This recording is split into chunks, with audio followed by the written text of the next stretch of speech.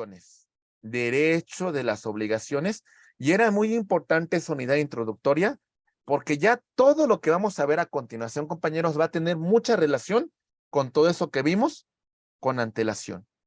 Ya empezamos con las obligaciones, los sujetos que intervienen, el contenido de la obligación, la relación jurídica, obligaciones personales, obligaciones reales, fuentes de las obligaciones, convenio, contrato, los contratos, los elementos de existencia del contrato, los elementos de validez, el consentimiento, la manifestación de la voluntad, la formación entre presentes, entre ausentes, el objeto de las obligaciones, la forma de las obligaciones, capacidad, efectos de los contratos e ineficacia del acto jurídico.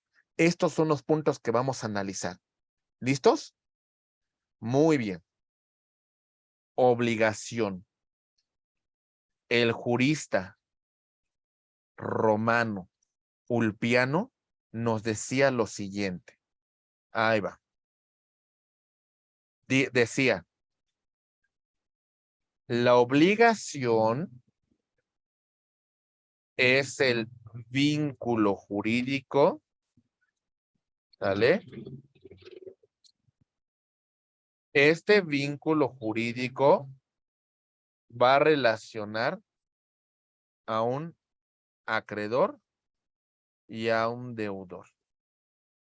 Este vínculo jurídico los constriñe, los ata, los une a las partes, ¿sale? Y en esta situación, en este constreñimiento, en esta relación, va a surgir derechos y obligaciones que van a regirse por la ley, por el derecho de nuestra ciudad. Entonces, es un vínculo jurídico que une, es un vínculo jurídico que ata, es un vínculo jurídico que constriñe a las partes. ¿Muy bien? Ok, muy bien. Continuamos. Tenemos una situación del vínculo que va a surgir entre un acreedor y un deudor.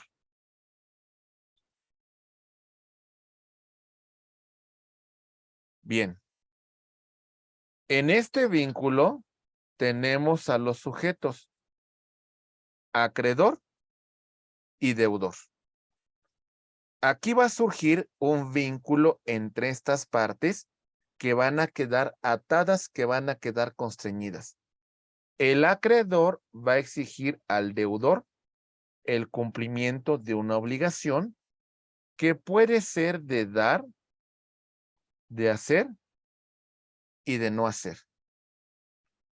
Esta relación jurídica es posible física y jurídicamente. ¿Ok? Este es el contenido general en relación al concepto de la obligación. Este vínculo que surge entre las partes. Muy bien. ¿Alguna pregunta hasta aquí? ¿Sí quedó claro ese vínculo que surge entre acreedor y deudor? El acreedor va a exigir al deudor una prestación de dar, hacer o no hacer. Por ejemplo, vamos a poner un caso de un contrato de compraventa. ¿Qué va a surgir entre este acreedor y este deudor? En el tema de ese contrato ya hay un incumplimiento. Quien incumplió con el contrato, vamos a denominarlo deudor. El acreedor ya entregó el bien, ya lo transmitió. ¿Qué obligación tiene el deudor en el caso de la compraventa? Pagar. Ok, eso Pagar. implicaría un dar. ¿Se entiende? Vamos a hablar de un contrato de prestación de servicios profesionales. Ustedes me contratan para que yo los represente como abogado en un juicio y yo no comparezco, yo no los represento. ¿Qué obligación tengo en ese contrato de prestación de servicios profesionales? Hacer. Hacer, Prestar el servicio. ¿ok? Hacer. Muy bien. ¿Vamos bien? Celebro un contrato de arrendamiento, ¿sale? En la cual no tengo que limitar el uso del bien que ustedes van a tener. Esa obligación que surge entre las partes va a ser una obligación de No hacer. no hacer. No tengo que limitar el dominio que usted va a ejercer sobre ese departamento. Muy bien. Ok. La relación jurídica que exige surge de la obligación es lícita, posible física y jurídicamente. Muy bien. Y además de ser determinado o determinable. Esto es muy importante señalarlo, porque nadie está obligado a lo imposible, ¿sale? Si no se puede realizar físicamente, entonces no debe surtir ningún efecto. ¿Clarísimo? ¿Sí? Muy bien. Tenemos la obligación o derecho personal, que es el vínculo que surge entre un deudor y un acreedor. ¿Sale? Esa es la relación jurídica que tenemos. El deudor tiene una identidad personal, lo mismo que el acreedor. El deudor y el acreedor podrán transmitir su deuda, o en este caso su crédito, siempre y cuando haya un acuerdo de voluntades, ¿verdad? El deudor puede y debe de cubrir con la obligación, inclusive con todo su patrimonio. ¿Ok? Entonces, aquí tenemos este derecho real que surge, el derecho personal que surge en este vínculo, en esta relación de acreedor y de deudor. Aquí los tenemos. Muy bien. Vamos bien hasta aquí. Hay un vínculo, hay una relación. Determinamos al acreedor, determinamos al deudor. Hay una prestación que se puede realizar. El acreedor podrá ceder su derecho a otra persona y lo mismo que el deudor. Pero en el caso del deudor, requerimos que esa transmisión de la deuda sea consentida por el acreedor. ¿Ok? ¿Vamos bien? ¿Sí o no? Y el deudor tiene que cumplir con la obligación que surge entre las partes. Siguiente punto. Obligación real. El obligado tiene la cosa grabada. El objeto se cumple en relación con la cosa. No es un vínculo que constriña a las personas, sino que rige a la persona, a la cosa. Ahorita les voy a explicar, por ejemplo, les pongo un caso en particular de una obligación real que versa sobre la cosa. Les pongo el caso de una hipoteca. Aquí está el bien que se encuentra afectado por una hipoteca. Este bien se encuentra a nombre de A. Y A le transmite el dominio de ese bien a B, a pesar de que el inmueble se encontraba afectado con una hipoteca. A partir de que B adquiere este inmueble, ¿quién es responsable del crédito que garantiza el bien inmueble? B. El nuevo adquirente. ¿Estamos de acuerdo? Porque en este caso, el gravamen sigue a la cosa. Lo que tendría que haberse enterado B es de que había una hipoteca que gravaba el bien inmueble. Por eso se pide la constancia de libertad de gravámenes en el registro público de la propiedad, para verificar que el inmueble se encuentre libre de cualquier gravamen o limitación de dominio. ¿Se entiende? ¿Vamos bien? Vamos bien, Lick. ¿Mande? Y si hubo un engaño por parte de A, ahora lo que puede hacer B en contra de A es reclamar un tema de evicción, que vamos a ver esto un poco más adelante. Pero por el momento tiene que responder del adeudo. ¿Se entiende? Porque aquí el gravamen sigue la cosa, no a la persona. ¿Muy bien? Ok. El obligado está sujeto porque posee la cosa. ¿Ok? La obligación se transfiere con la cosa a sucesivos poseedores.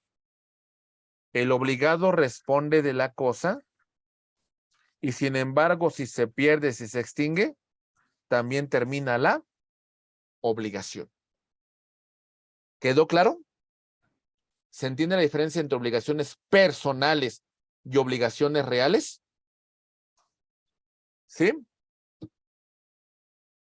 ¿Ok? Muy bien. ¿Cuáles son las fuentes de las obligaciones? Tenemos como fuente de las obligaciones al contrato, que es la principal fuente de las obligaciones. ¿Qué es un contrato? Ahí va. Atentos, por favor. El contrato es un acuerdo de voluntades que crea, transfiere derechos y obligaciones. Entonces, lo definimos como acuerdo de voluntades. Este acuerdo de voluntades crea y transfiere derechos y obligaciones. ¿Vamos bien? Ahorita vamos a seguir más con el contrato. Muy bien. Tenemos también como fuente de las obligaciones a la declaración unilateral de la voluntad. Ahí va. Esta declaración unilateral de la voluntad se puede manifestar de varias maneras. Ahí va. Muy bien. Ahí va. Esto puede ser por una recompensa, por una oferta al público, por un concurso con promesa de recompensa, etcétera.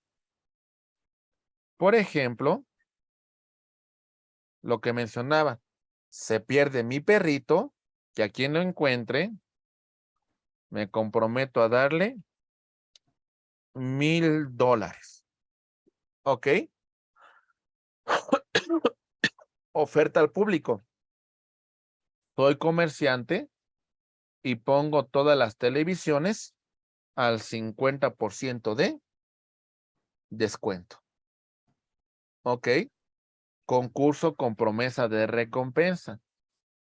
Celebro un reality show en la cual voy a recompensar a los mejores cantantes. Voy a recompensar y voy a ofrecer un premio a quien pase todas las rondas y que demuestre que tiene las mejores aptitudes para convertirse en un artista. Entonces, eso sería el concurso con promesa de recompensa.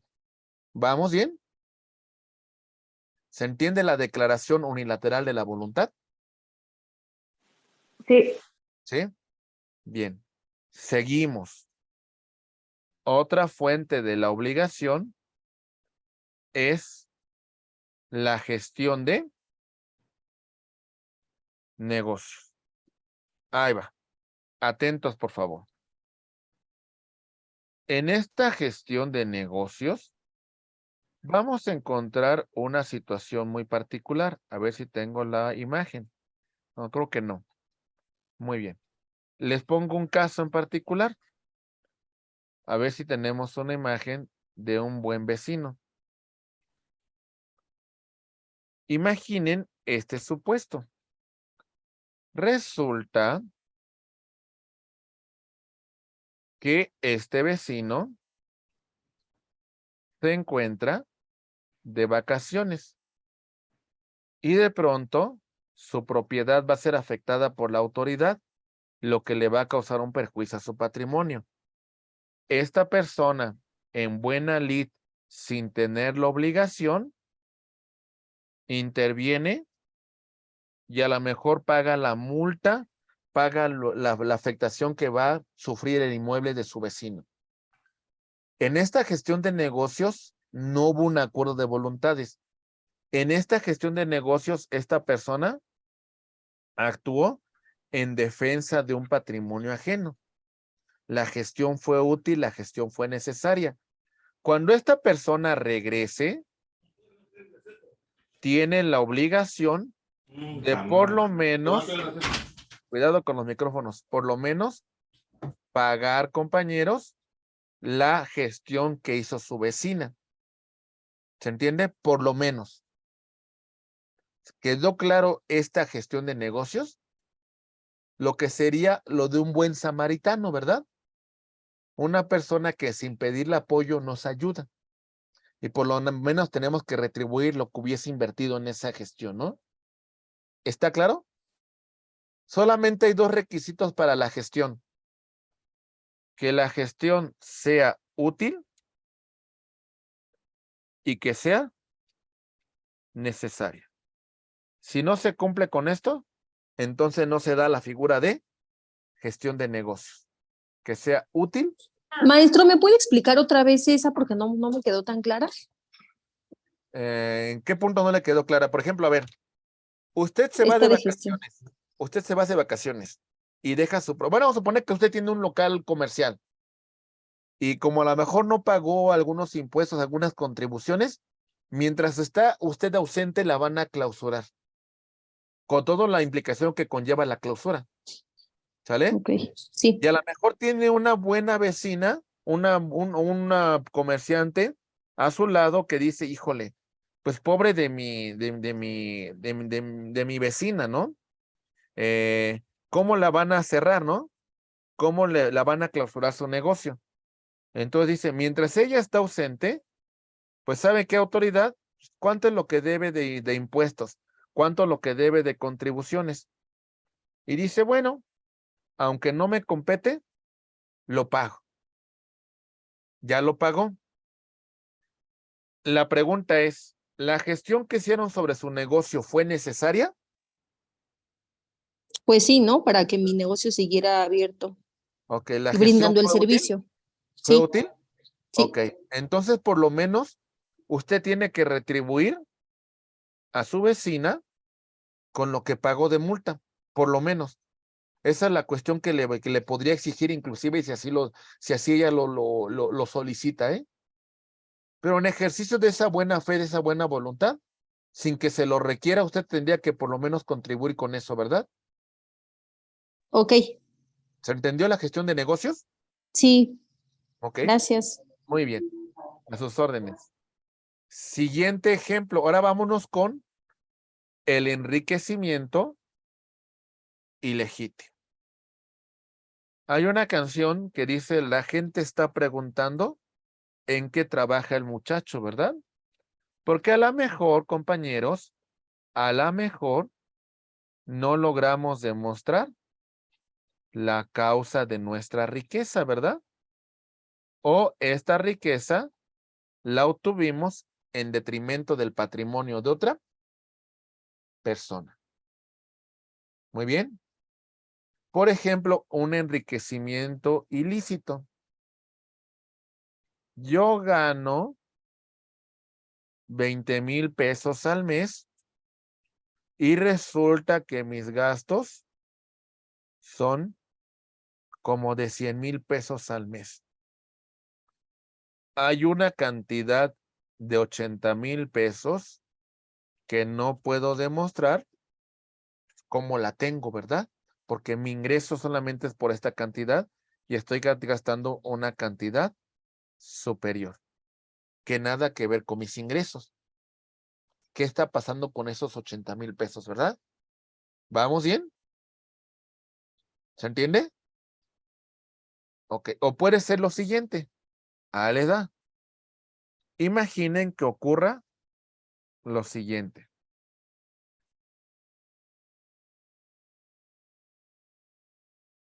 Ahí va.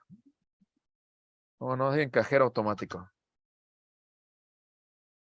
Ahí les va, compañeros. Esta persona tenía que hacer una transferencia a la cuenta de la persona A. Pero se equivocó al momento de poner el número de cuenta y pasó a la cuenta de B.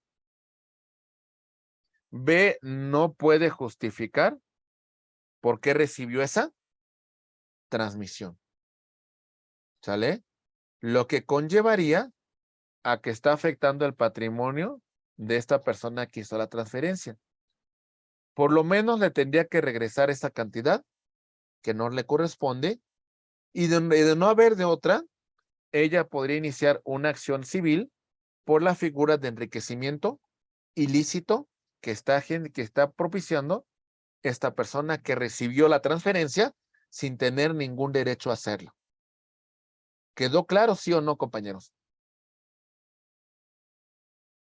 ¿Sí quedó claro esa fuente de la obligación? Sí.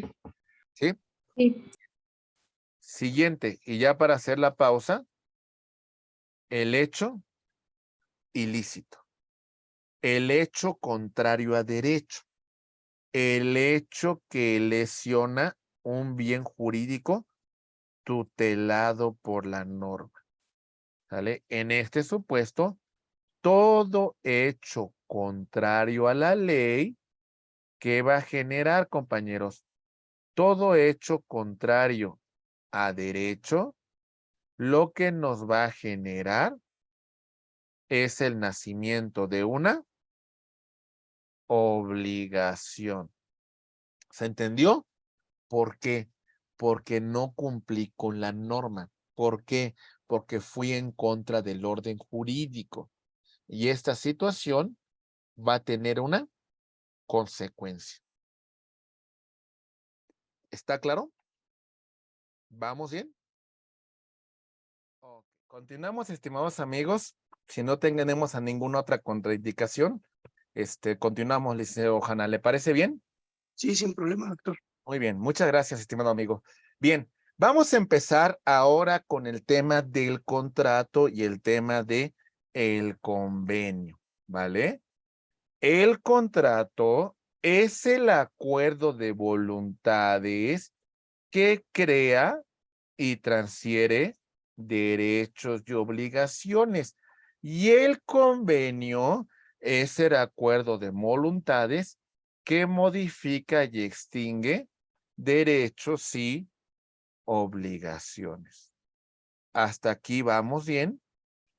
¿Se va entendiendo? Muy bien. Entonces, vamos a ver.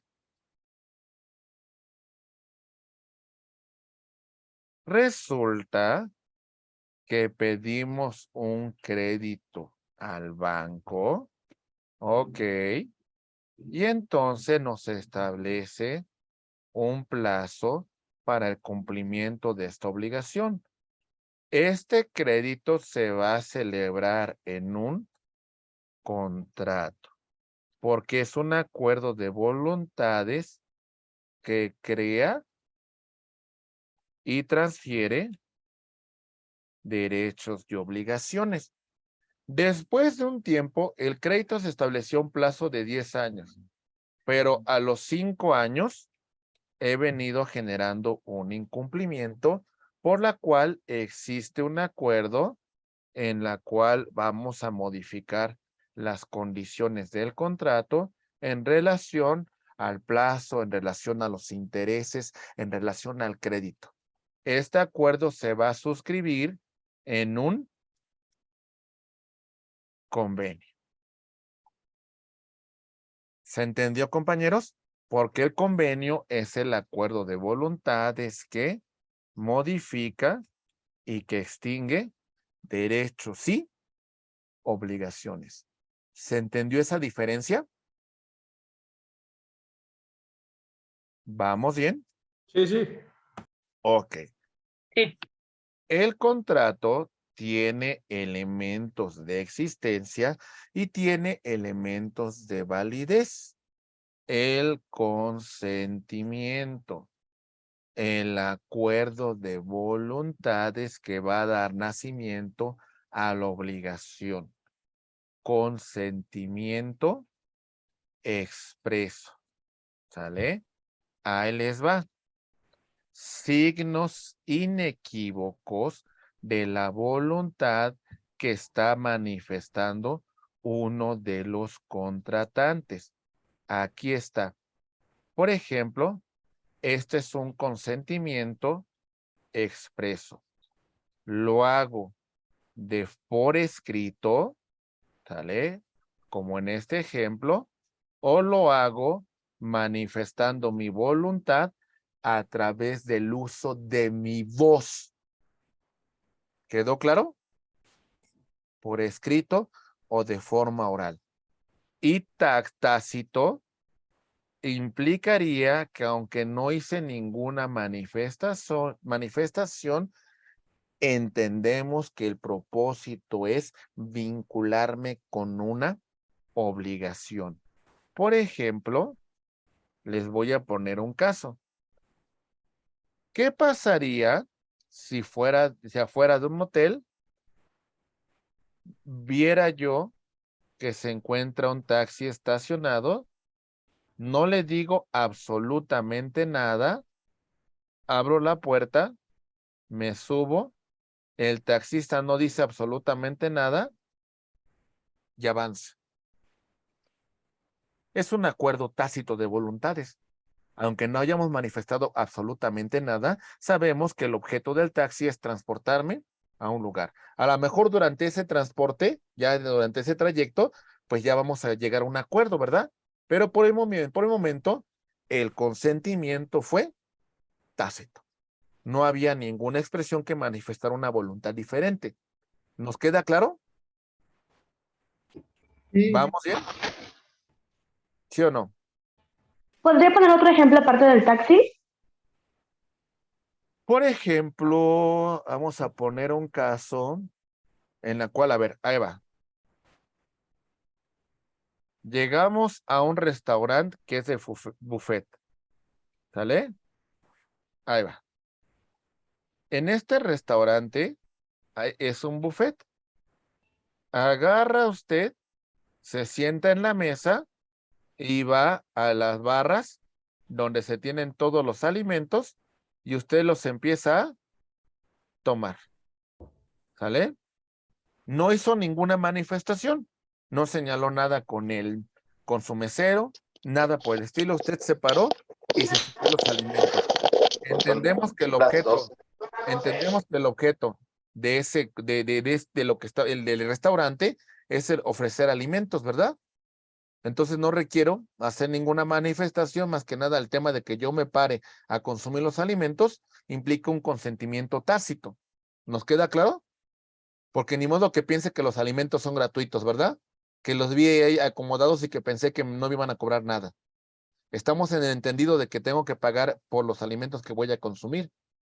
¿Sí nos quedó claro? Sí, ya. Gracias, muy amable. Muy bien. Continuamos. Vemos ahora el objeto. El objeto directo y el objeto indirecto. Recuerden, el objeto directo es el nacimiento de la obligación. La obligación que puede ser de dar, ¿sale? La obligación de hacer, la obligación de no hacer, ¿sale? El objeto directo de la obligación. El vínculo que va a surgir entre el acreedor en relación con el deudor. ¿Vamos bien? ¿Sí? Y el objeto indirecto tiene que ver con la cosa, ¿sale? Su existencia. La cosa, el bien, que por ejemplo, hablando de una motocicleta, tenemos una existencia física y jurídica. ¿Estamos de acuerdo, sí o no? Ni modo que nada más esté en la imaginación, ¿verdad? Tenemos que es un objeto determinado en relación a la marca, al color, al kilometraje, al motor, etcétera, etcétera. ¿Vamos bien? Es un objeto lícito, ¿sale? Y es un objeto que se encuentra dentro del comercio. ¿Quedó claro el objeto indirecto, sí o no, compañeros? Más o menos, Lick. ¿En Más qué le quedó duda? en la de lo determinado. Pues sí, o sea, la moto tiene una marca, tiene un modelo, tiene un kilometraje, tiene un color, tiene determinadas características, ¿no? O sea, en eso usted está determinando el objeto. ¿Sí? ¿Vamos bien? ¿Sí o no, compañeros? Sí. Perfecto, muy bien.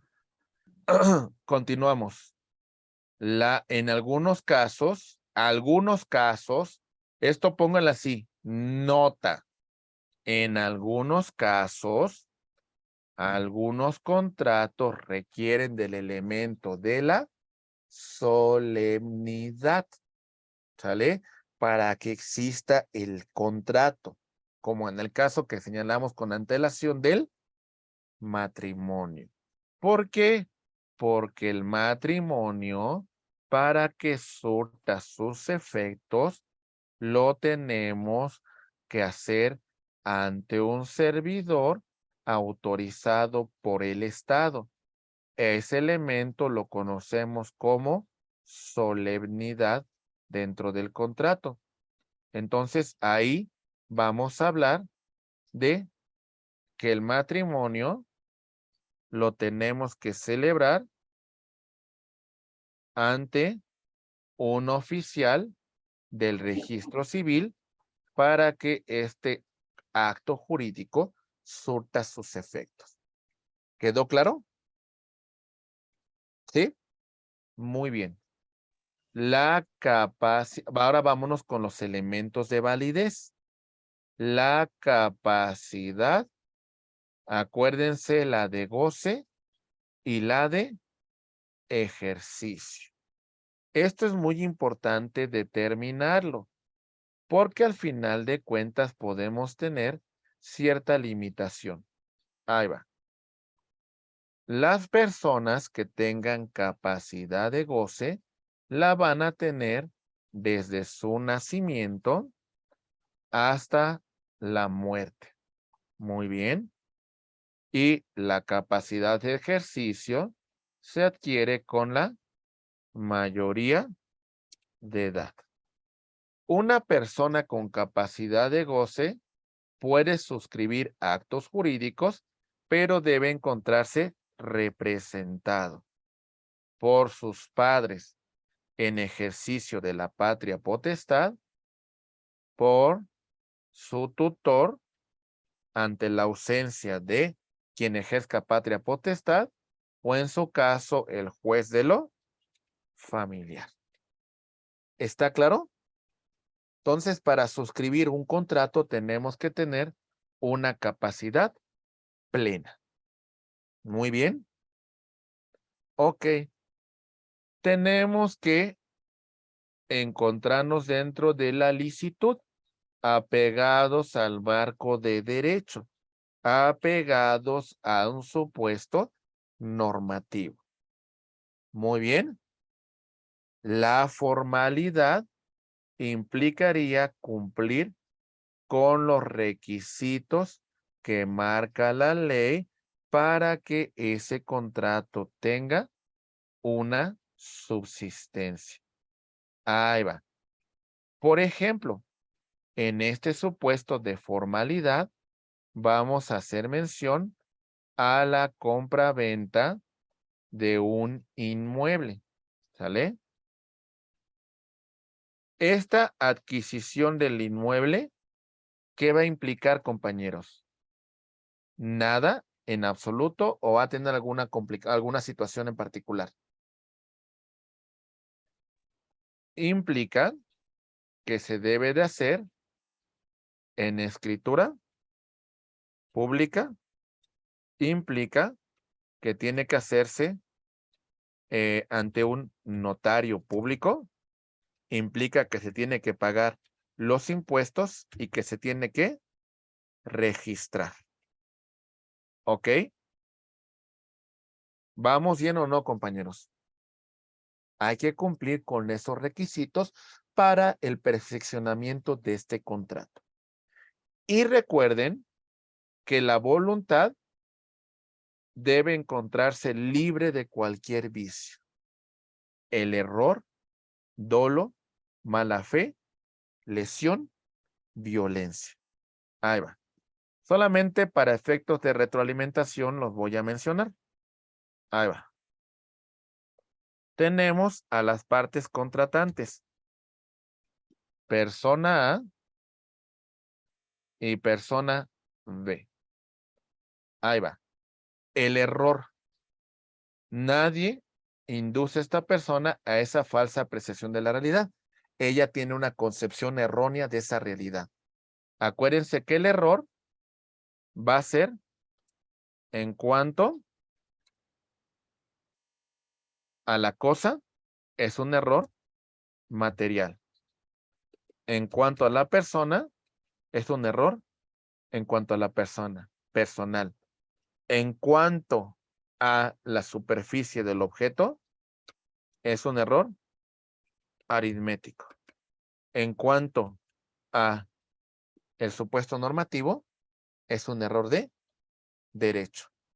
Hay que ver cada caso en particular porque nos puede conllevar a una nulidad relativa del acto jurídico, es decir, puede ser convalidado por las partes o una nulidad absoluta, lo que conllevaría a dejar sin efectos el acto jurídico. ¿Vamos bien? ¿Sí? Dolo.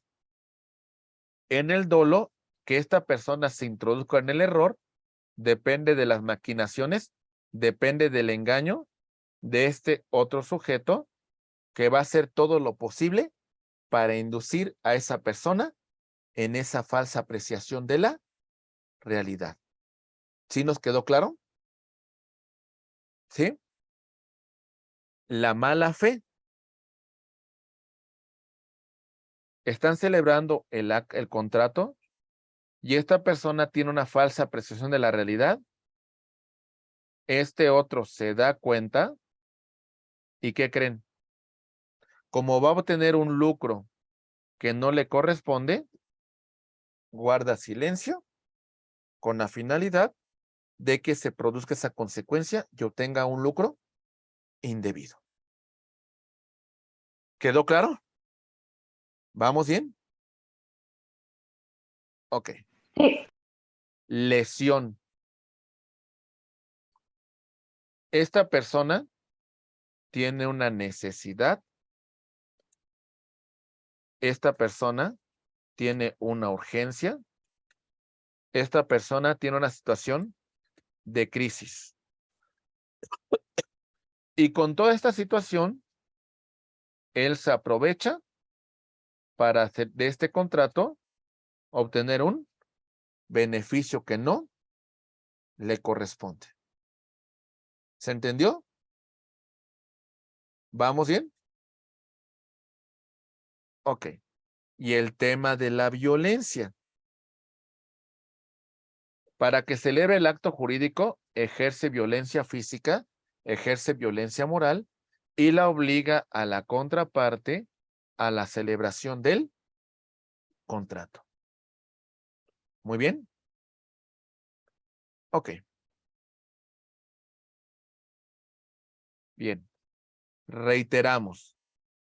La manifestación del consentimiento puede ser expresa, verbal, escrita o signos inequívocos.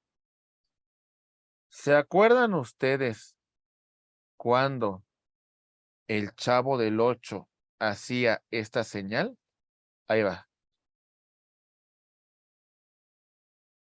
¿Se acuerdan cuando hacía esta señal que decía eso, eso, eso, eso? Pues esto es una manifestación expresa de la voluntad, ¿verdad? Si yo levanto la mano y pido un taxi, es una manifestación expresa de la voluntad. ¿Lo entendemos? O puede ser por escrito también. Muy bien. Ok. Ahí va. Tácito.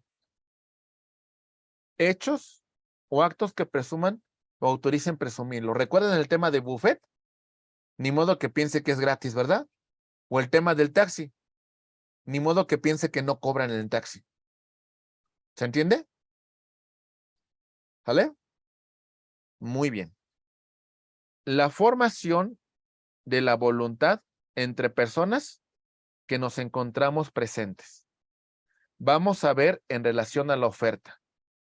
Ahí va. Mucha atención, por favor. Ahí va.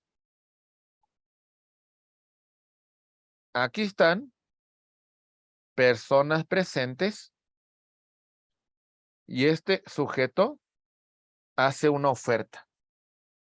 La oferta que se establece sin plazo tiene que ser inmediata. Si él pone a la venta un objeto y nadie se manifiesta, la oferta queda sin efectos. ¿Se entendió? Es una oferta que es inmediata. ¿Vamos bien? Ok. La oferta con plazo. Se hace una oferta y se dice, tienen hasta el 31 de mayo para manifestar si aceptan o no la oferta. Es decir, en este caso, los ofertantes tienen un lapso de tiempo para tomar esa decisión.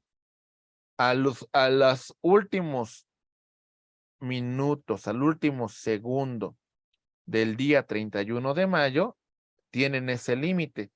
Si ya llegamos al 1 de junio, ya la oferta no se encuentra vigente.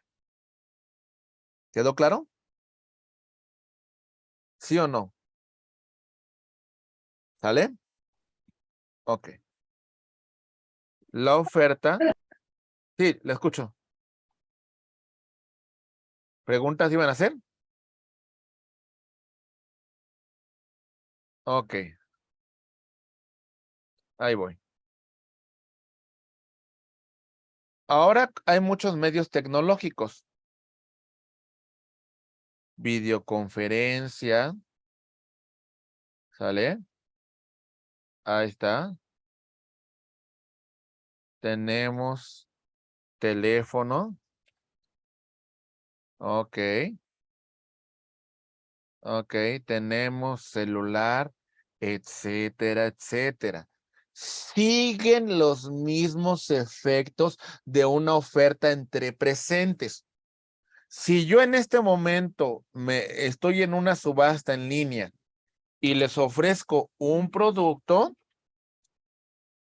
la oferta, si no establezco un plazo, se considera que debe ser inmediata. Si lo ofrezco y nadie se manifiesta, la oferta queda sin ningún efecto. ¿Vamos bien? ¿Sale? Pero si les Sí. digo, tienen hasta las 7 de la tarde que concluye esta sesión para aceptar o no la oferta, pues bueno, quedamos sujetos a ese lapso de tiempo. Muy bien, compañeros. ¿Se entiende o no? Sí. Muy bien. Perfecto, compañeros.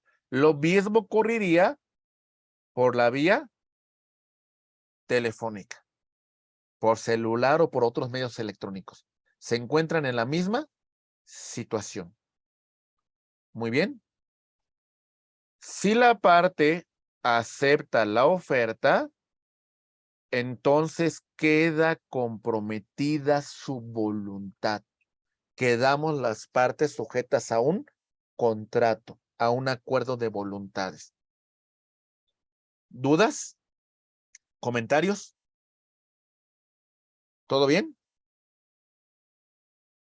Ok. Ahora, cuando la oferta se lanza y no estamos presentes, ¿ok? Tenemos que manifestar si estamos o no de acuerdo con la oferta.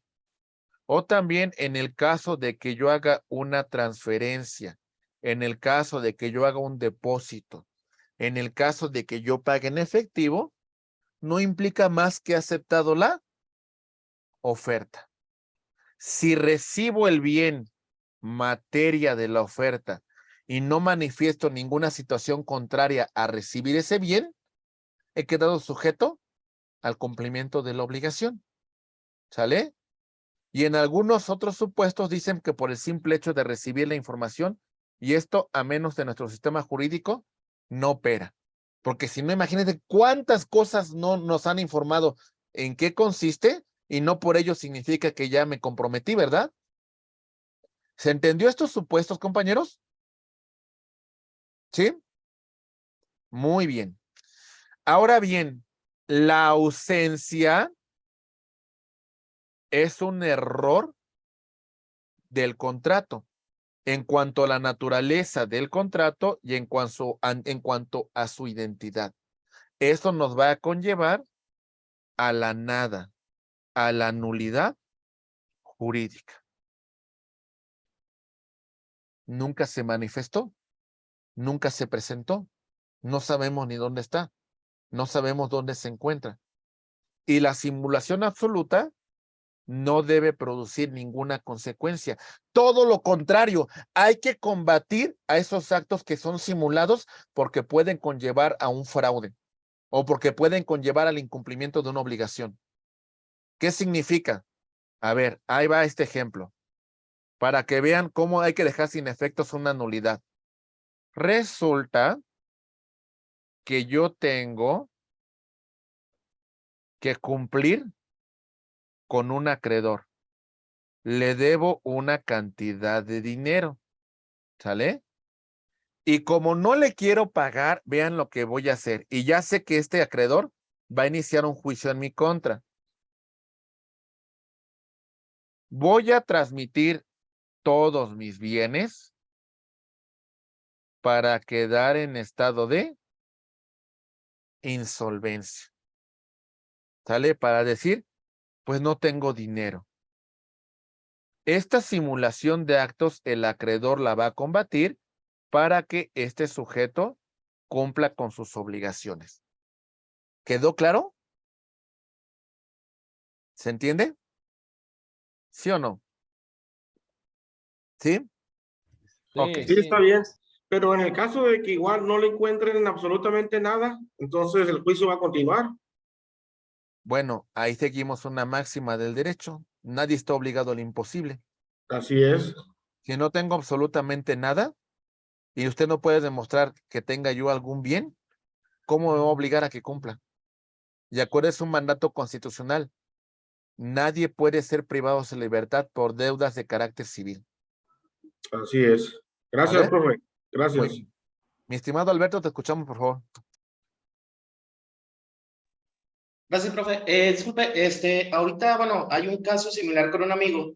Lo que pasa es que, él entró a algo de inversión, y firmó contrato, lo firmó electrónicamente, con firma electrónica. Entonces, aquí el detalle es de que a él no le están dando el rendimiento que dice en el contrato. Platiqué con él precisamente ayer de eso y estamos pensando que eso pues ya podría entrar como pues en una demanda, ¿no?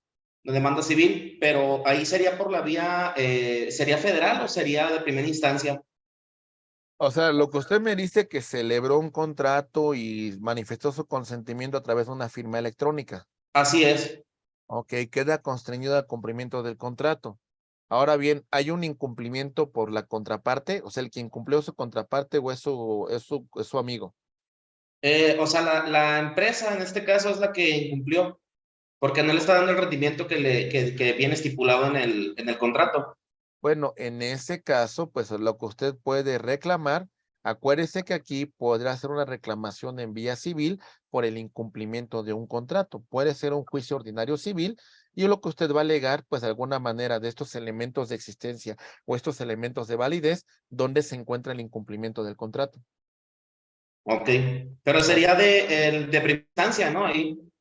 Es un asunto de primera instancia. Federal, depende de la naturaleza del contrato. Así como me lo está platicando, me parece que es un contrato de una instancia jurisdiccional del local. Sí, bueno, sí, porque tengo entendido que es también por monto, ¿no? Lo pudieran desechar en lo federal por monto. No, el monto, la competencia federal tiene que ver con la naturaleza del contrato, con quién interviene en el contrato, tiene que ver con dónde se celebró el contrato, etcétera, ¿no? Tiene que ver Ok, con esos supuestos. ok. Gracias, profe. Muy bien, a sus órdenes. Muy bien, ¿vamos bien hasta aquí, compañeros? Ok, seguimos. Ahí va. El objeto del contrato, el objeto directo del contrato es crear y transmitir derechos y obligaciones. Eso nos queda muy claro, ¿verdad? No tenemos duda en eso, ¿verdad?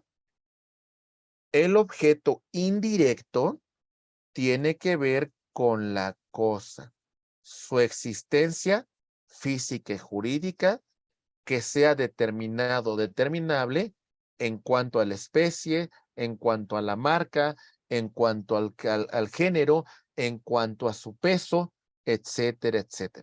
Y estar dentro del comercio. Por ejemplo, la existencia física o jurídica. Recuerden el caso que les planteé con antelación. ¿Qué tenemos en relación a una cuestión, por ejemplo, de un objeto determinado o determinable? Ahí está. Vamos a determinarlo en cuanto a su peso, en cuanto a su gramaje, en cuanto a sus características, etcétera. Si el objeto no existe física y jurídicamente, hablamos de una indeterminación. No produce ningún objeto. Y por supuesto, el objeto, además de ser determinado y determinable, tiene que encontrarse dentro del comercio. Pregunta, ¿la cocaína tiene una existencia física? Sí. Sí. ¿Tiene una existencia jurídica? No. No. Podríamos decir que su existencia jurídica sería como un elemento ilícito, ¿vale?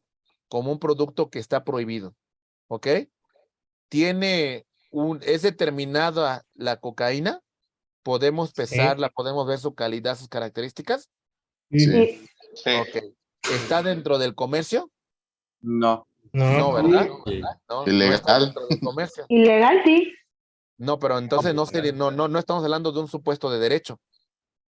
Eso que ustedes me están mencionando es una cuestión ilegal y eso ya trae una consecuencia distinta.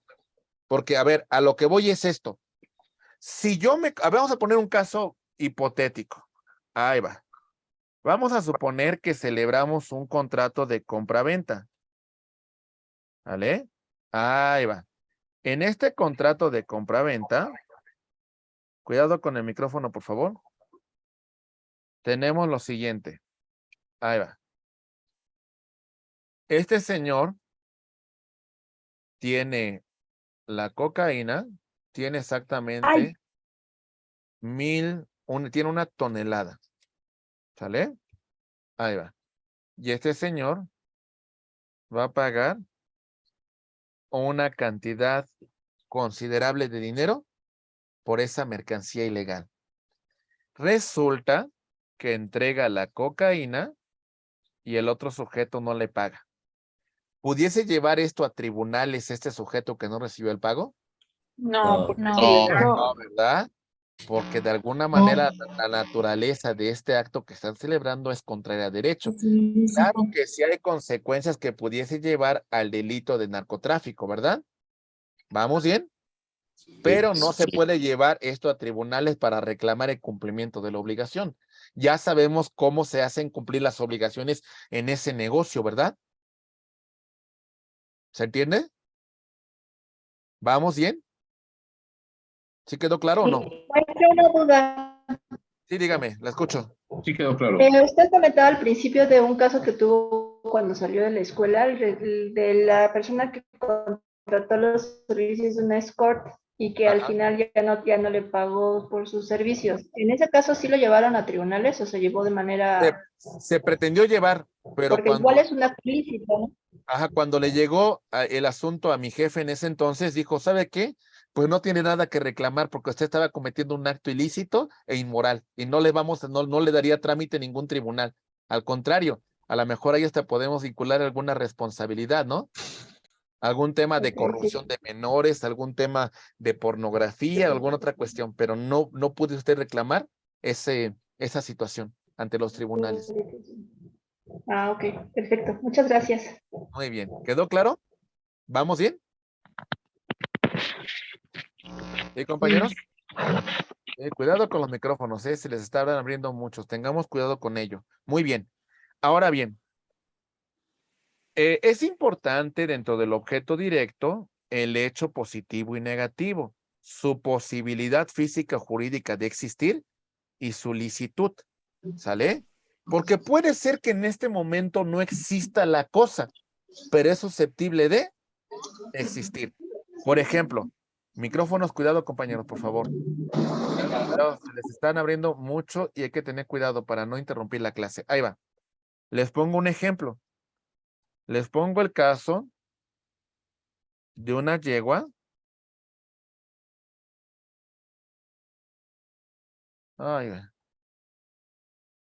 Ahí voy, ¿eh? Es con Y, ¿verdad? Ahí estoy bien. Ahí voy. Aquí está la yegua. Y tenemos a su potrillo. A lo mejor este potrillo todavía no existe. La yegua se encuentra preñada. Y yo le digo al dueño de la yegua, voy a comprarte el potrillo y vamos a fijar una determinada cantidad de dinero. ¿Existe una posibilidad jurídica de su existencia? Sí, es posible. Sí, Okay. ¿El negocio que estamos suscribiendo es lícito? Sí, también. Ok, ¿Sí? entonces ante un bien que aún todavía no tiene una existencia jurídica, pero es susceptible de existir, podemos celebrar este acuerdo de voluntades en relación al objeto indirecto. ¿Quedó claro? ¿Vamos bien? ¿Sí o no? Sí, sí. Sí, sí. sí. Muy bien. Entonces ya señalamos cómo se manifiesta el consentimiento en cuanto a la forma, pues puede ser verbal o por escrito. En cuanto a la formalidad, lo que normalmente se sugiere que sea por escrito. ¿Sale? Hay signos inequívocos que manifiestan esa voluntad, pero bueno, depende de la formalidad que tenga el acto jurídico. Es tácito cuando pues, hay hechos que lo presumen. Ya lo hemos señalado con antelación. El guardar silencio no produce ninguna consecuencia. Si no manifiesto nada, de alguna manera no quedo comprometido, salvo en el contrato de mandato. El silencio también puede producir consecuencias de derecho en relación al contrato de mandato. ¿Vamos bien? La forma. En algunos sistemas se considera que para que surta sus efectos, tenemos que cumplir con todos los requisitos que marca la ley. Si no cumplimos con ellos, hablamos de la nulidad del acto jurídico. Algunos otros sistemas dicen, no, lo que más importa es el acuerdo de voluntades, la manifestación de la voluntad. No me importa ninguna forma, sino que estén de acuerdo las partes. Y otro sistema que dice es de que es importante los dos, que se cumplan con las formalidades, pero que también manifiesten su consentimiento. ¿Se entendió en qué consisten los sistemas en cuanto a la forma, compañeros? ¿Está claro? ¿Sí o no? ¿Sí? Ok.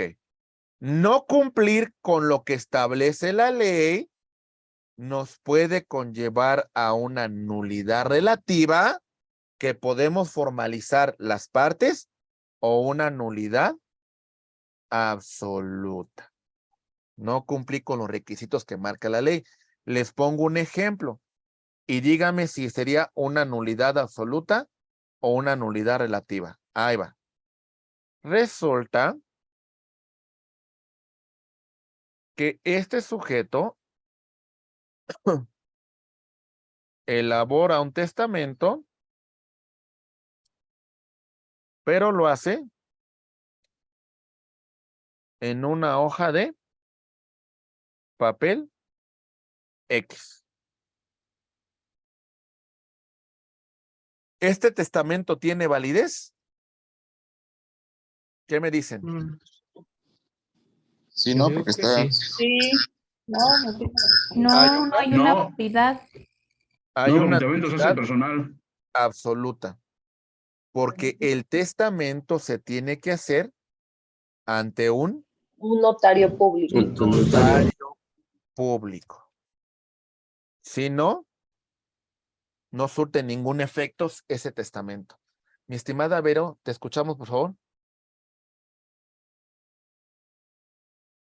Vero, Verónica Vianey.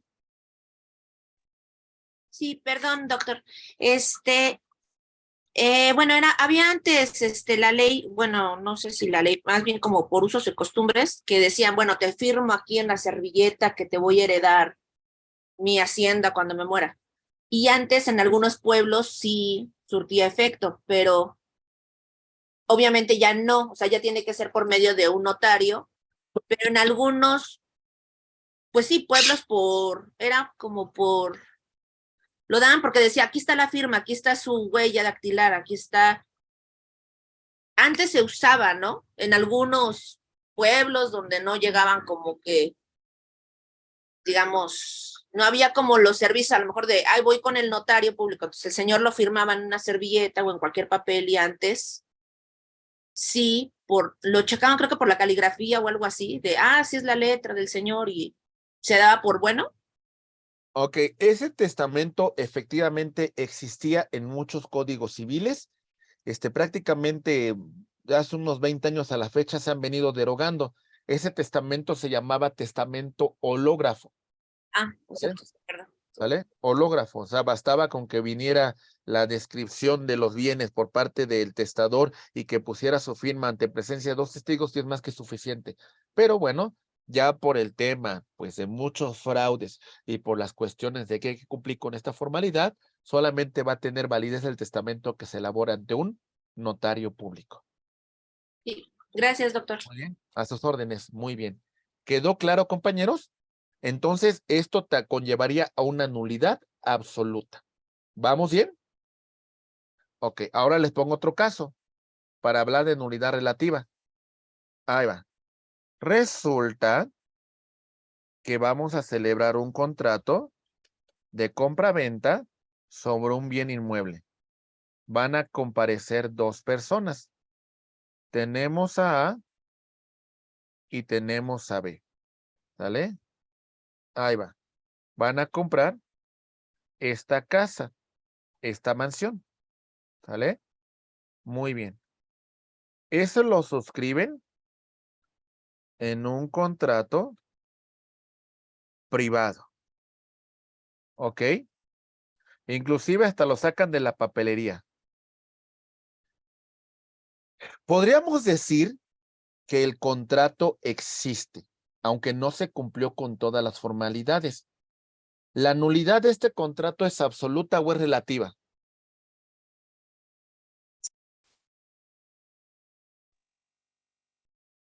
Es relativa. ¿Por qué? Porque posteriormente las partes en un futuro ya pueden formalizarlo ante un notario público, ¿verdad? Ya pagarían sus impuestos correspondientes, lo inscribirían en el registro público de la propiedad, etcétera, etcétera. ¿Quedó claro? ¿Cuántas propiedades en México están que no se han formalizado? Muchísimas, ¿eh? Muchísimas. Me atreví a decir que son la mayoría, ¿eh? De verdad, ¿eh? La mayoría. ¿Cuántos no es que aquí fue de la abuelita y después se la dieron a mi mamá y después mi mamá me la dio a mí? Y si vemos en el registro público, la propiedad es de la abuelita. ¿Se entiende? No hemos hecho ninguna esta formalidad. No hemos convalidado todos estos actos que se han suscrito. ¿Nos queda claro? No por ello significa que no exista la propiedad o no exista una titularidad, pero por supuesto que hay que convalidarla. Muy bien. ¿Hasta aquí tenemos algún comentario, alguna duda? ¿Se va entendiendo? ¿Sí? Sí. Sí. Muy bien. La capacidad. Vamos a hablar de que se requiere para la suscripción del acto jurídico de capacidad de ejercicio. La capacidad de goce no es suficiente, aunque sí se pueden celebrar actos jurídicos estando debidamente representados. Muy bien. ¿Algún comentario sobre esto? ¿Alguna duda? Ok, seguimos. Algunos casos de incapacidad que establece la legislación. Por ejemplo, los extranjeros que tengan una calidad migratoria, pues irregular, podríamos decir que van a tener limitaciones para celebrar actos jurídicos en nuestro país. Por ejemplo, voy a ponerles un caso en particular. Ahí va. Si la condición migratoria de este extranjero no se encuentra regular dentro de nuestro país, no podrán realizar la celebración de algunos actos jurídicos. Hoy en día tenemos a muchas personas de Haití que se encuentran en muchas partes de nuestro país y muchas veces la calidad migratoria de estas personas pues es irregular. Es decir, ¿qué pasaría si una de ellas quisiera adquirir un bien inmueble? Pues tendría un impedimento, ¿verdad? Porque no tiene la capacidad para suscribir este acto jurídico en nuestro país. Y si lo adquiere, pues tendría una situación un poco irregular que posteriormente podría convalidar. Pero por el momento no tiene esa capacidad. ¿Lo vamos entendiendo, compañeros? ¿Vamos bien? Ok, hasta hace algunos años había una calidad importante para un extranjero. Déjenme les digo cuál era. El extranjero tenía cierta limitación constitucional de conformidad con el artículo 27 de la Constitución. Ahí va.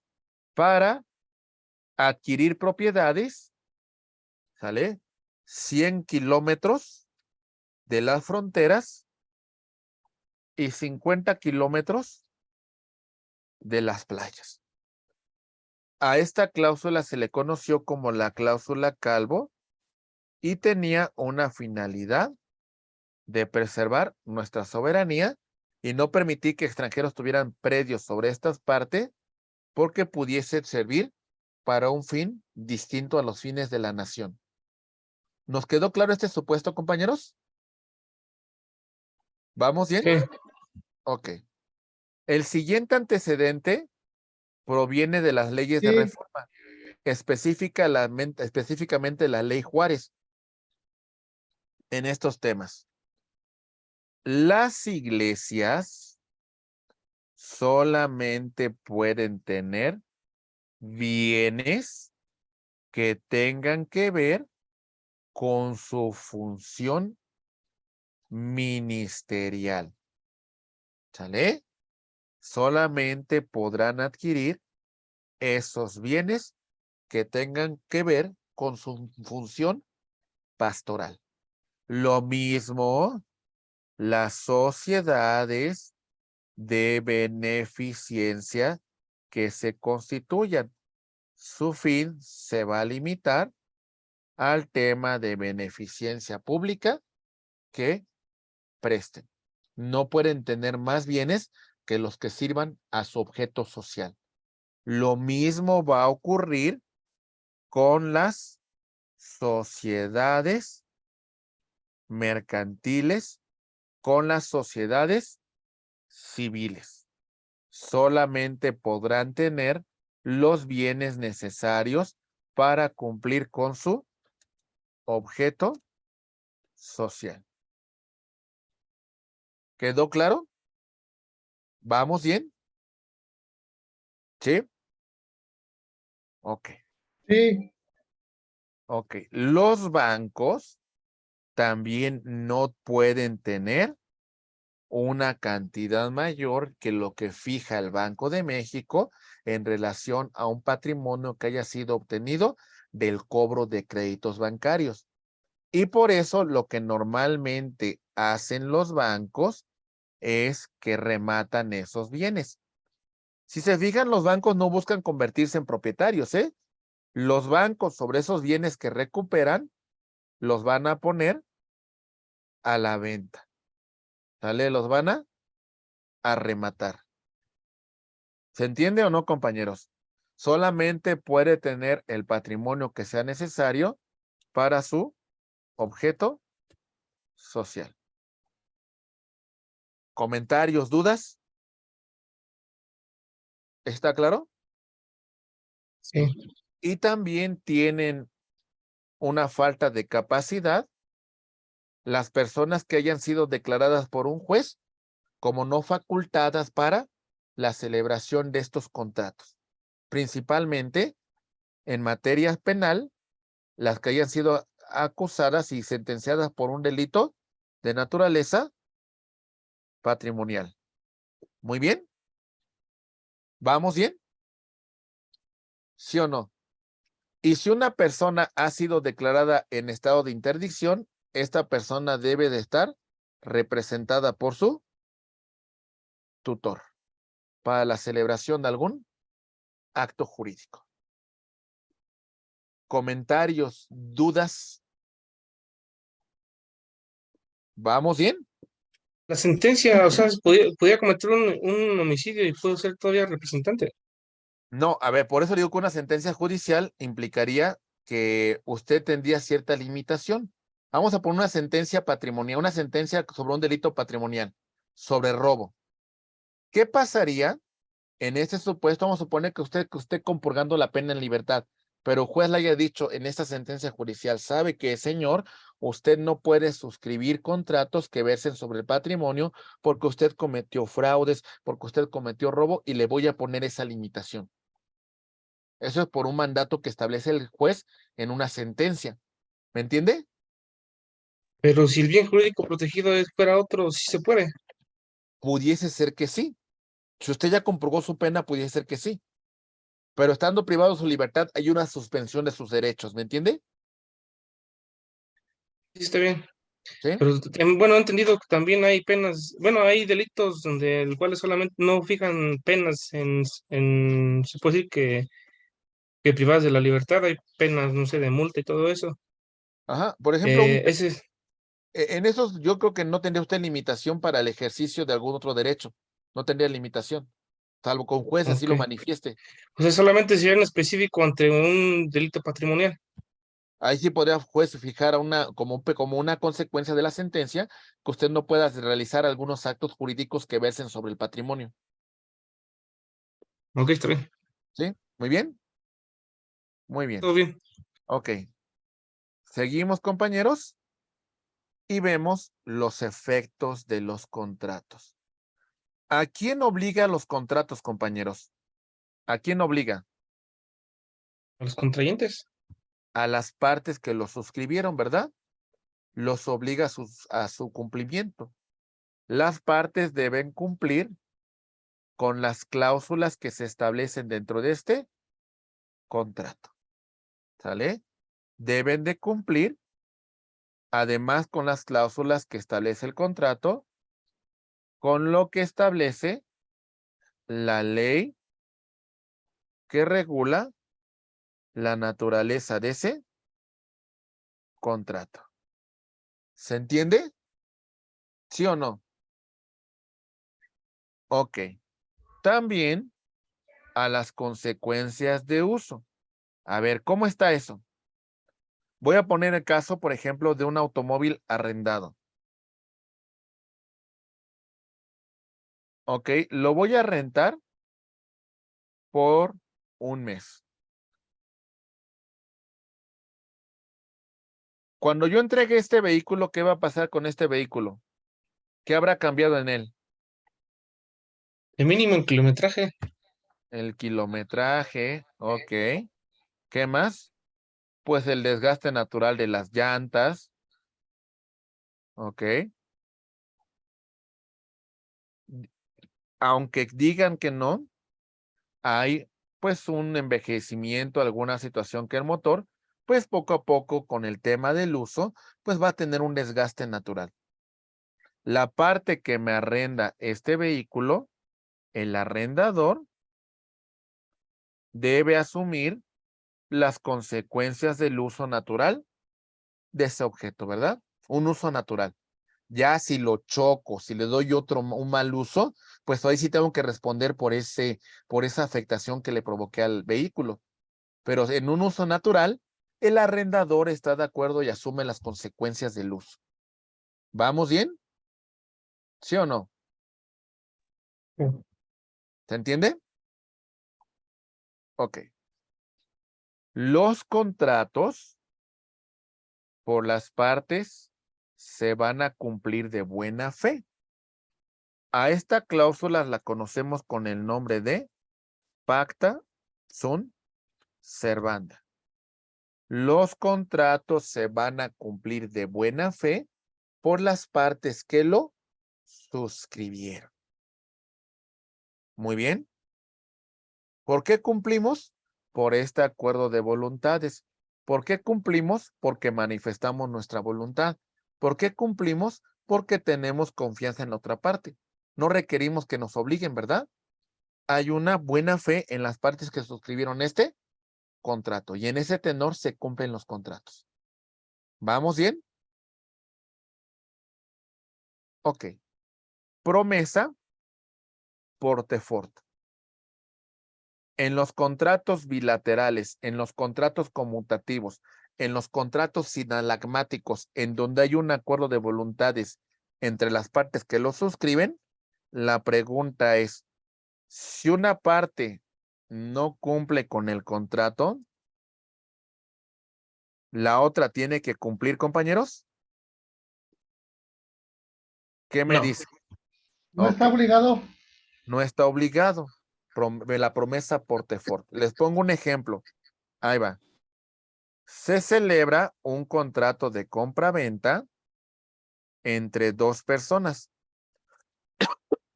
Ahí va. Tenemos a la persona A y tenemos a la persona B. Muy bien. Esta persona es la vendedora. Esta persona es la compradora.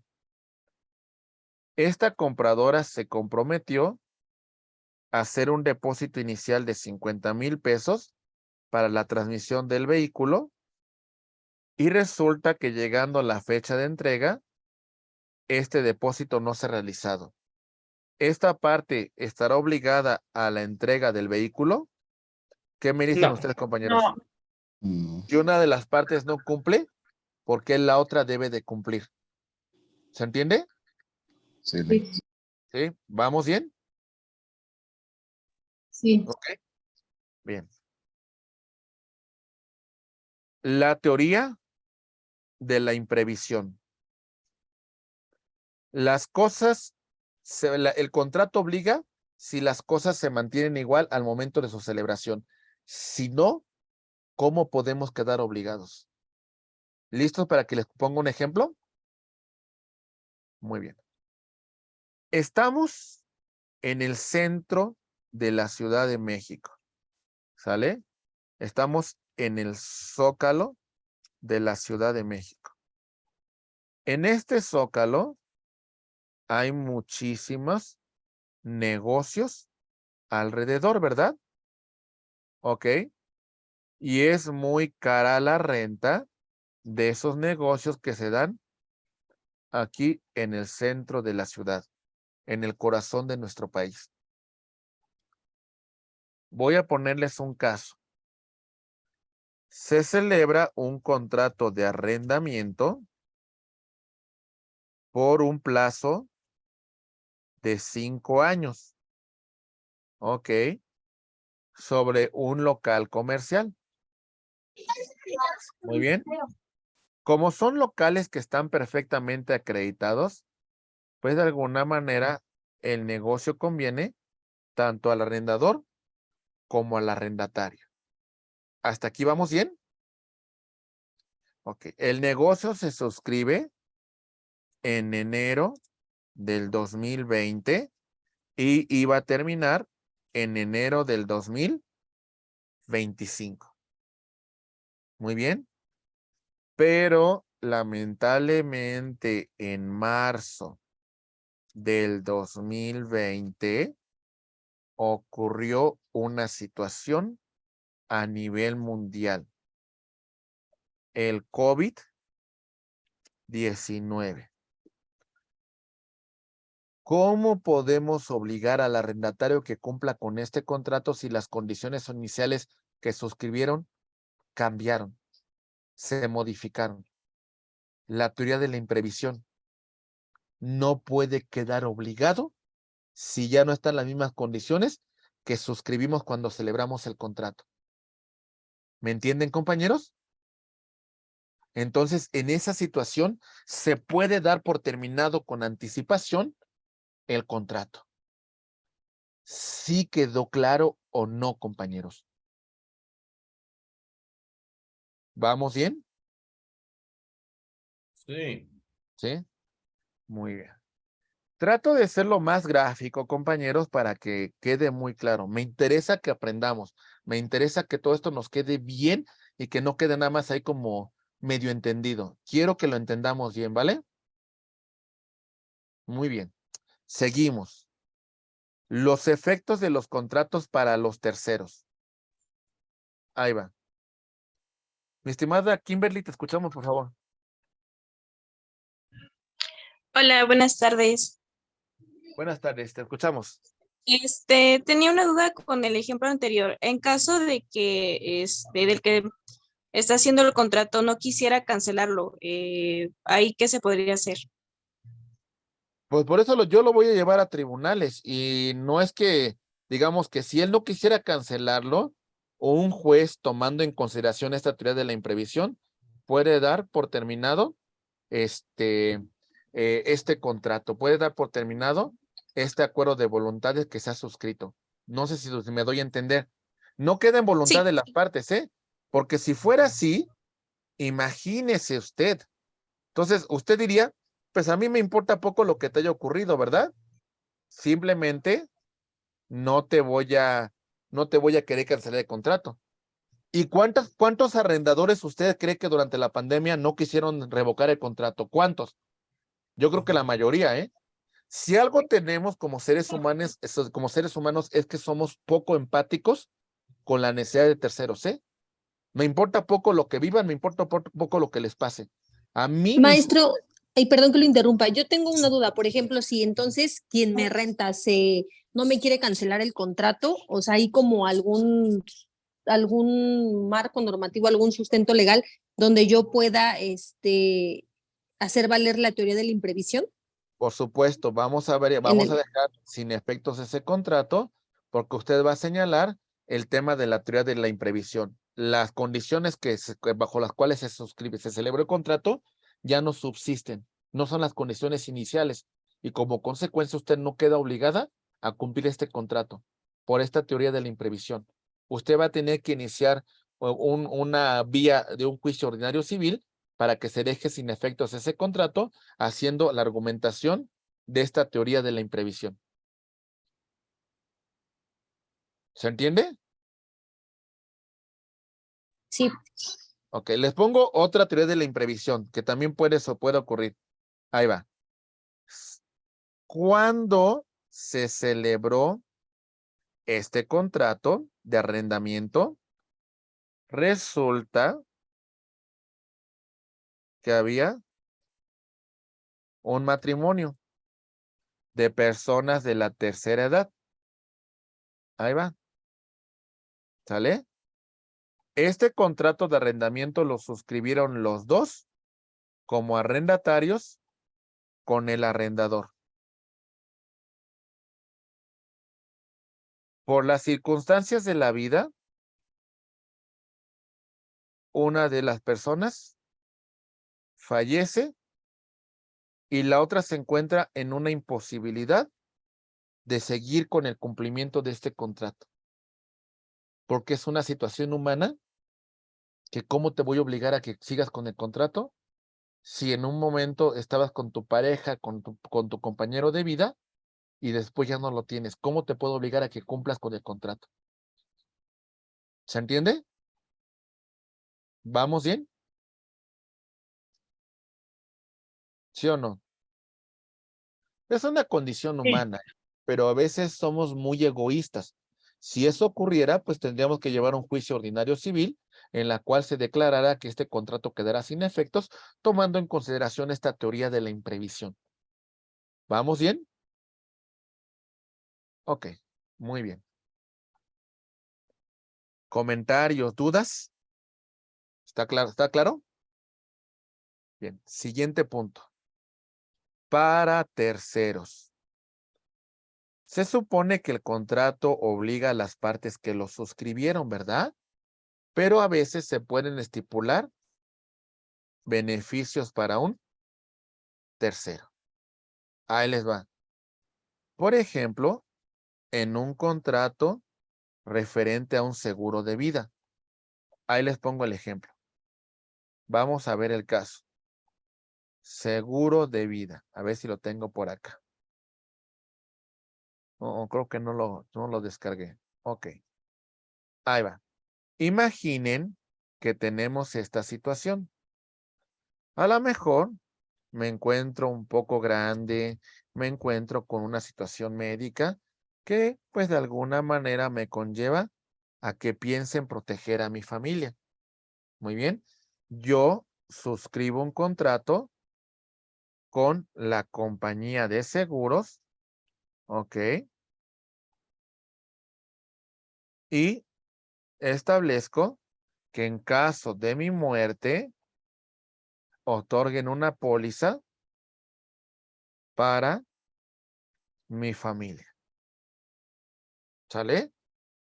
Estipulo un beneficio para un tercero. ¿Está claro? ¿Vamos bien? Ok. Y también tenemos el tema de es una realidad que no se debe ignorar y que puede generar oponibilidad del derecho de un tercero. Déjenles pongo este caso. ¿Listos? Bien. Vamos a llevar un juicio. Resulta que hay un crédito que suscribió la persona A como acreedor con la persona B como deudor. Y resulta que la persona B se encuentra casado bajo el régimen de sociedad conyugal con persona C. El acuerdo es entre A y B. A lleva a juicio a B y lo vence en juicio. Cuando empieza el remate, sale C y dice, ¿y yo por qué? Si también es mi patrimonio, me debiste haber llamado a juicio. Tengo derecho a presentar oponibilidad porque me estás causando una afectación a mi patrimonio. ¿Se entiende? Me debiste haber llamado a juicio. ¿Quedó claro el ejemplo, compañeros? ¿O no?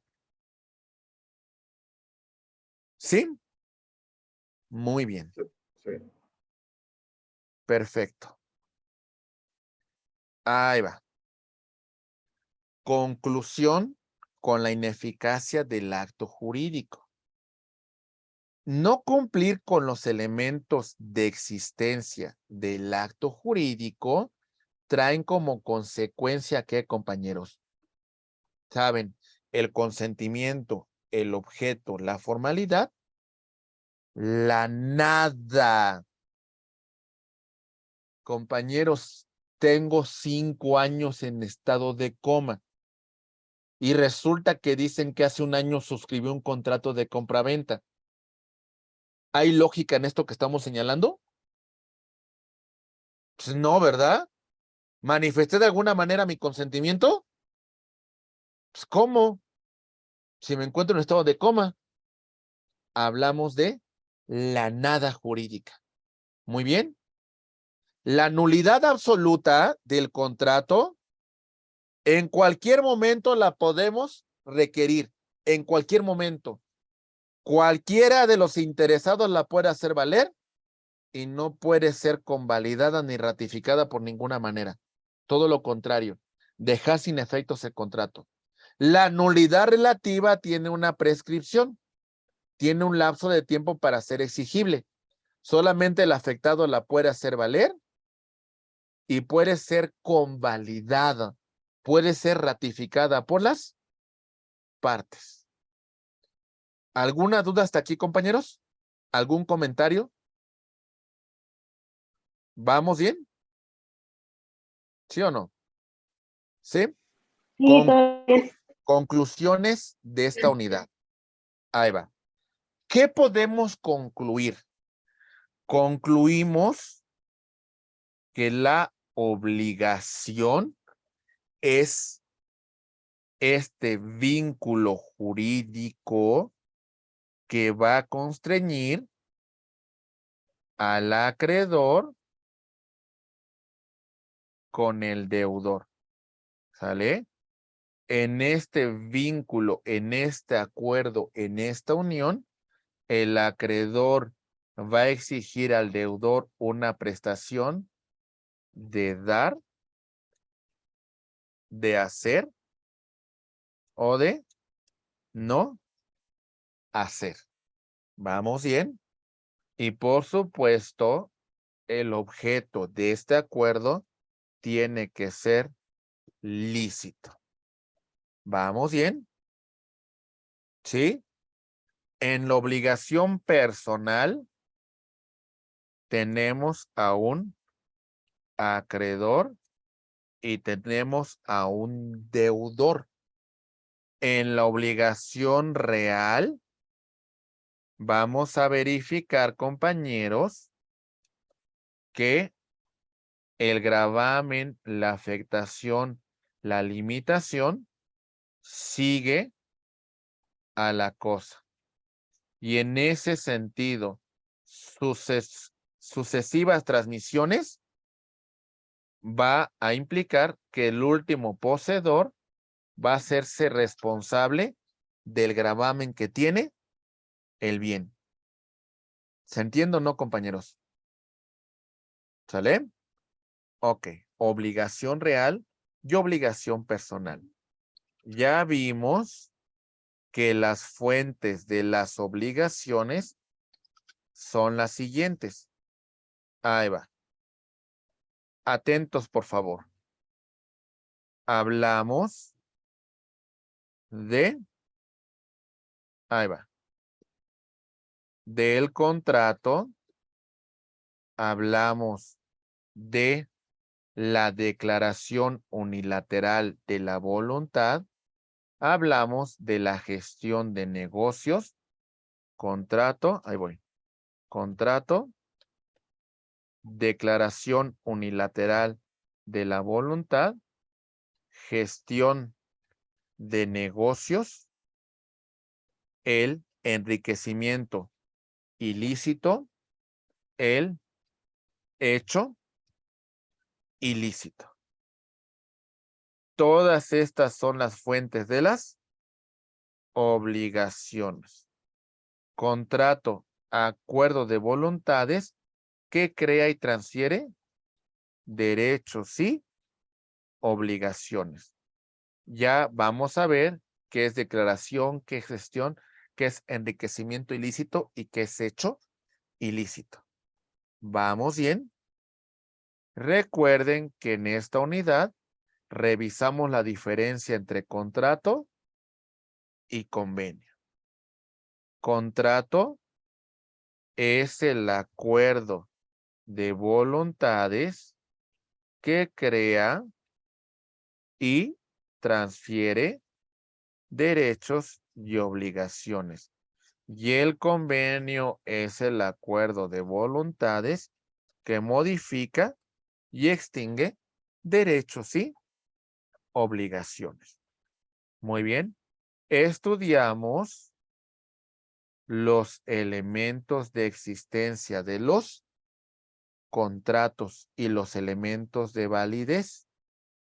Dentro de los elementos de existencia, señalamos el consentimiento, el objeto y en algunos casos la solemnidad. Objeto directo. La obligación de dar, de hacer, ¿sale? O de no hacer. Muy bien. El objeto indirecto en relación a la cosa y la solemnidad, ¿verdad? Y los elementos de validez. Acuérdense. Capacidad. Ok.